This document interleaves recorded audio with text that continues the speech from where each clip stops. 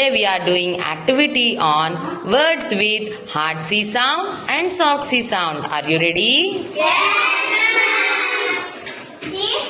to some hard C and soft C. If C after A O U comes, we have to say hard C sound ka. If C after E I Y comes, we have to say soft C. Cut. The hard C sound is ka.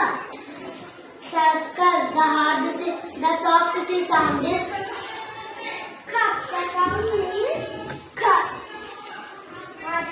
City is sound of C is such sound. How the sound of C is ka. Words with hard G and soft G. Are you ready? Yes.